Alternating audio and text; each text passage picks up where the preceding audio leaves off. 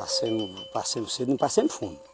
Mais cedo nós passamos muito. Agora nós estamos na esperança, porque o homem falou que vai botar água, para inclusive tem esse negócio da transposição, né?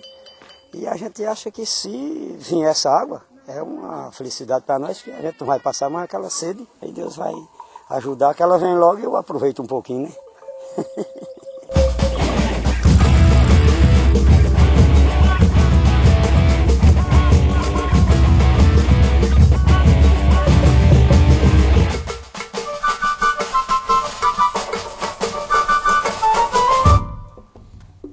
Antes de conhecer os detalhes do Projeto São Francisco, é importante saber porque esta é uma das prioridades do governo federal. Todos os anos, milhares de brasileiros vivem um drama que se repete há séculos: a seca e o êxodo rural forçados. Nordestinos são obrigados a deixar para trás suas famílias para engrossar a periferia das grandes cidades, onde se deparam com o desemprego e a violência. O problema da seca no Nordeste não é um problema do Nordeste, é um desafio para o Brasil. Essa obra mesmo é necessária. Não seria melhor construir barragens, açudes, para a população mais carente?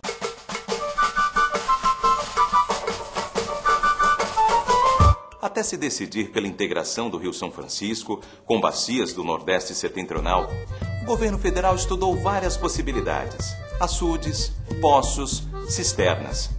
Mas todas estas formas são precárias como fonte de água permanente para abastecer centros urbanos.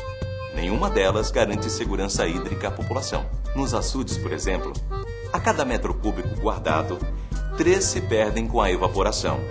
Para controlar o volume e evitar que os açudes salinizem, apenas 22% da água pode ser utilizado para consumo, mesmo no período da seca. Os poços também não são solução. Mais de 53 mil poços já foram perfurados no Nordeste Setentrional, mas o alto teor de sais e outros minerais muitas vezes tornam a água imprópria para beber. Cisternas são uma alternativa válida para a população dispersa, mas não solução final. Além do que, sem o uso higiênico, elas correm risco de contaminação. A ideia da integração de bacias não é a mais simples, mas é a solução realmente eficaz para garantir segurança hídrica nos centros urbanos. Essa obra não vai piorar a situação do meu rio, não? É verdade, nosso rio está morrendo. Por que não revitalizar primeiro, para depois transpor?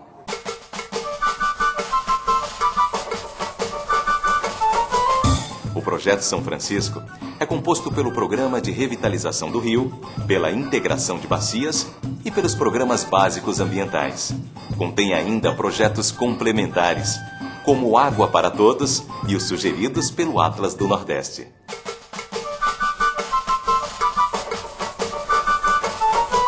Um dos maiores rios do país, o Velho Chico, mantém sua grandeza e volume, mas tem acumulado ao longo dos últimos 100 anos diversos problemas relacionados à ação do homem. Um deles é a poluição através do agrotóxico das plantações e dos esgotos das diversas cidades ribeirinhas. Outro problema é a derrubada das matas nas margens, que faz com que o rio se espalhe, derrubando os barrancos e formando bancos de areia que prejudicam a navegação e o habitat dos peixes. Foi para combater esse processo de degradação que o Ministério da Integração e o Ministério do Meio Ambiente deram início ao maior programa ambiental já realizado numa bacia hidrográfica brasileira. Até 2010, serão investidos mais de 1.374 bilhões de reais neste trabalho que combate, um a um, todos os pontos críticos.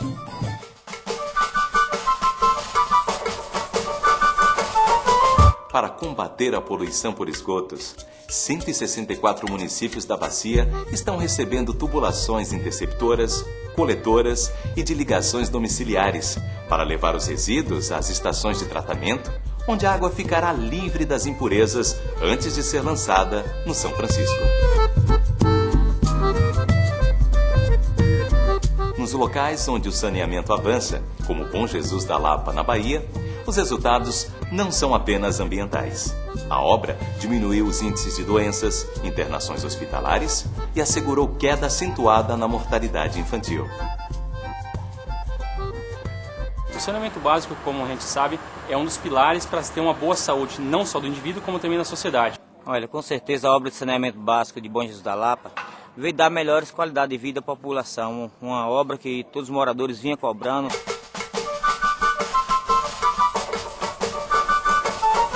Para repor a vegetação ciliar e controlar a erosão nas margens, estão sendo aplicados vários métodos, entre eles o da biotecnologia, que aproveita recursos naturais da região e mão de obra local.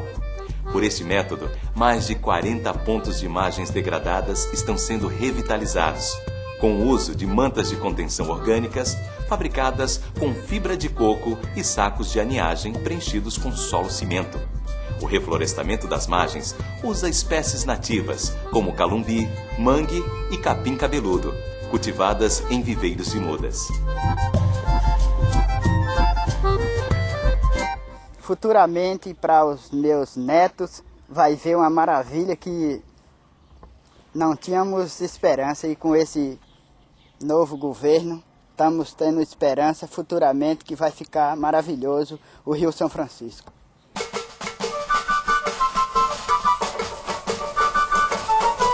Para recuperar a profundidade do rio, estão sendo retirados em diversos pontos bancos de areia que se acumularam ao longo do tempo. O rio mais profundo recupera o ambiente para a reprodução dos peixes e assegura as condições de navegação.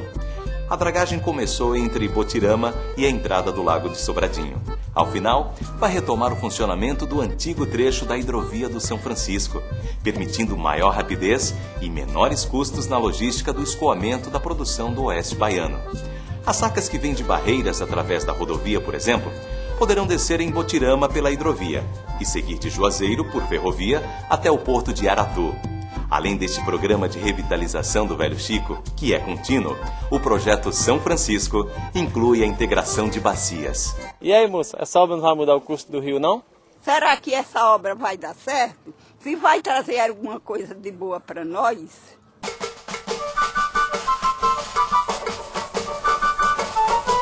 A ideia de usar um pouco das águas de um rio para abastecer regiões distantes não é nova. Pelo contrário, já é uma solução comum.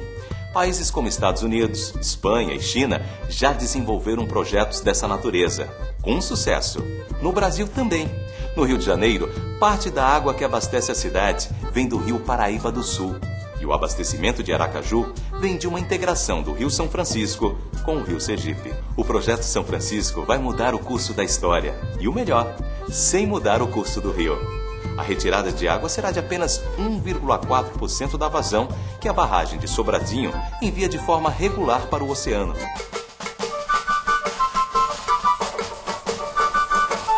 A integração de bacias já começou a sair do papel. O Exército Brasileiro e empresas privadas iniciaram as obras dos canais que seguirão por 2 eixos. O eixo leste, saindo de uma tomada de água no Lago de Itaparica, em Floresta, interligará o São Francisco com o Rio Paraíba, o Rio Ipojuca e com açudes da Paraíba e Pernambuco.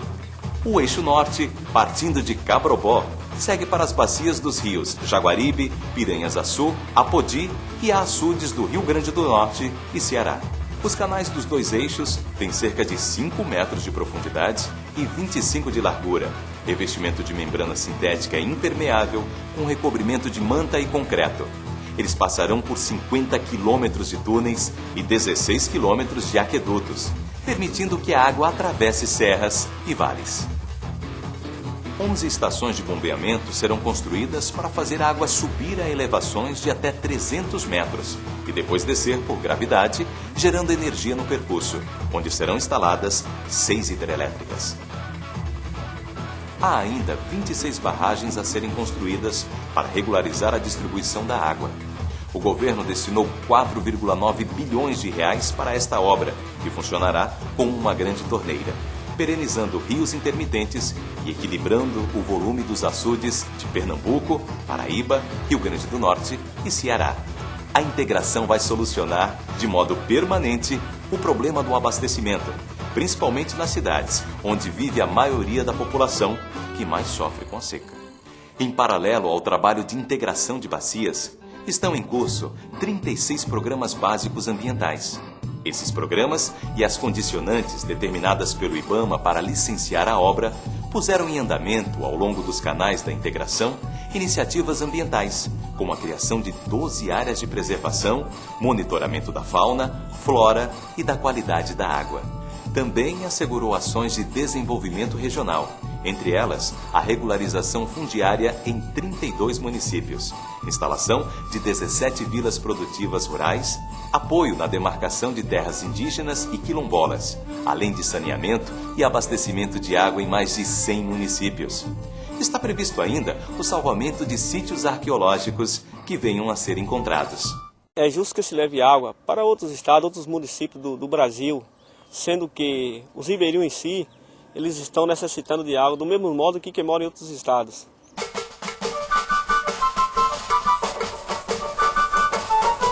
Enriquecido por debates, o Projeto São Francisco se tornou cada vez mais abrangente. Foi criado o Água para Todos. Esse programa vai assegurar o abastecimento para atender a 400 mil ribeirinhos que têm dificuldade de acesso à água tratada. Se essa água vai chegar aqui para nós, aqui na roça ou não?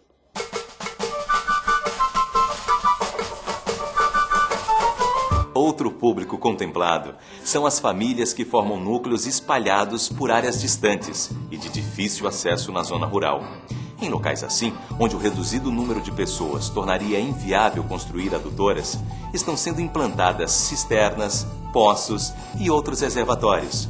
Um trabalho que segue as recomendações do Atlas do Nordeste, elaborado pela Agência Nacional de Águas, em parceria com o Ministério da Integração Nacional. Para a gente que usa a irrigação, essa obra vai melhorar ou vai atrapalhar?